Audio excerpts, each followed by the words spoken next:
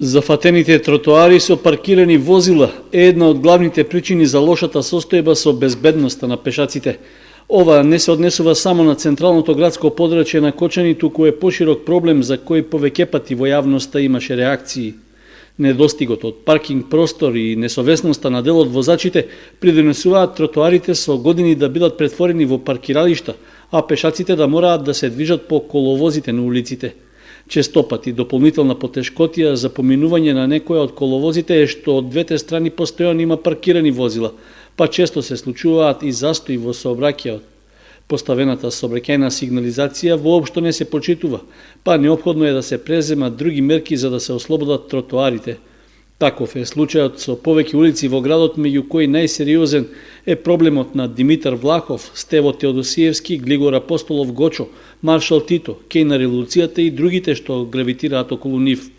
За овој проблем стана збор и на последната седница на Советот на општина Кочани, при што имаше и конкретни предлози.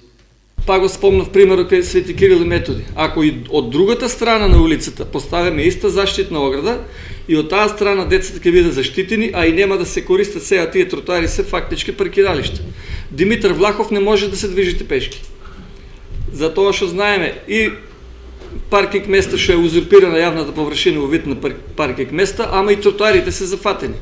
Во колку би ставиле некоја заштитна ограда ли ќе биде или нешто бариера, ем ќе бидат заштитени пешаците, ем нема да има неправилно паркирање. Предлогот за поставување заштитни огради е оправдан и се покажа како ефикасен токму на улицата кај основното училиште Свети Кирил и Методи.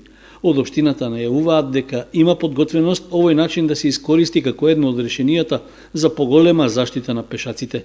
Не е на одмет и ова размислување кое го наметнувате да ставиме ступчиња, се со цел да колку толку невозможиме паркирање на возилата и безбедно движење на пешаците, и тоа ќе мора да го направиме во некоја следна прилика со јавна набавка.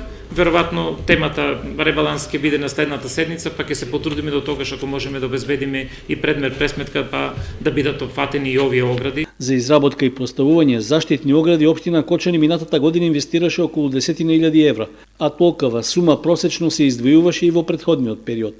Главно заштитните огради се поставуваат на потпорни ѕидови и други покритични места за пешаците.